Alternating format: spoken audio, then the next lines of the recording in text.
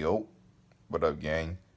I don't really know who I'm talking to right now because this is literally the first time I've ever done this. So I don't know where I'm going to post this, if I'm going to post this, if it's going to make the final cut. But I think I just want to start kind of documenting and speaking through my thought processes through the day because I work during the day, but I also spend a lot of time on my phone, as I'm sure a lot of people are. And when you spend a lot of time on your phone, you end up on social media. You end up on social media looking at different types of posts. There's funny content, but then right now there's also a lot of political content and kind of societal content to take in. So that's the type of stuff that really gets me thinking deep in thought and what kind of drains me mentally. Not in a super bad way, it's just a lot to think about. So, um, here's just a random quick thought. I'm probably not going to get too deep on this one, actually. I just think it's kind of wild how social media has brought about this culture where we can kind of document and share our own news and stuff like that. But as we all know, like it opens up this realm of like fake news and like mob thought or mob thinking where people don't think for themselves. They just see someone on social media, it makes them feel a certain way, and then they're like, "Oh my gosh, I have to retweet this or let me add my own perspective." But they don't think like, "Let me really make sure that this makes sense or let me really make sure that what I'm even retweeting or reacting to is true." Like I just saw a post about some woman getting tased in her belly and that it killed her unborn child and stuff like that. And then there was a quote retweet talking about this is murder, we should all be outraged, stuff like that. Which is like, I don't think any woman should be tased in her belly. Like, she wasn't resisting or anything. Like, it was a messed up situation.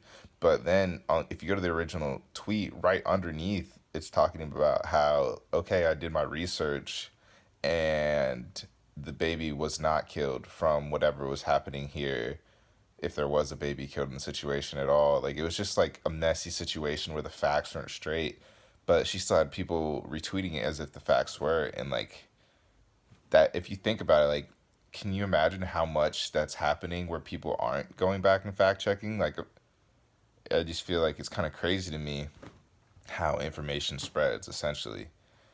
And that begs the question, so if that's the case, how do we formulate informed decisions? You know, it's so hard for people to go out there. It's not hard, but not everyone has the time or the energy to go out and look at facts. Like, where do you even begin? Like, people say, oh, just like do your own research. Like, where do you even, like, yeah, Google's a thing, but there's so many different websites and stuff like that out there where, like, you don't even know, how do you trust the source of the information that you're finding on Google? You know, like, not no one knows how the Google algorithm works. Like, you could be finding websites that are funded by people that want to spread misinformation. Like, it's just like it goes on and on and on. And like, yeah, it's your responsibility to stay educated, but at the same time, like, that's not easy. Like, that's not an easy thing to do. So I'm kind of rambling at this point, but like, I think my main point here is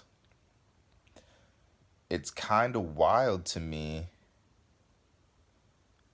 or it's stressful to me to think like I want to stay woke, but I hate fake woke. Like, I hate like people that just read something one somewhere on the internet and then just start regurgitating that fact to people in the comments, like not really understanding the complexities and intricacies behind it. Uh yeah, I kind of am just losing myself now, so maybe I'll end it here, come back later. I don't know. Yeah, thanks for tuning in to the first thoughts with Tochi. Or maybe I should come up with a more creative name, like Pondering Life with Life Coach Toach.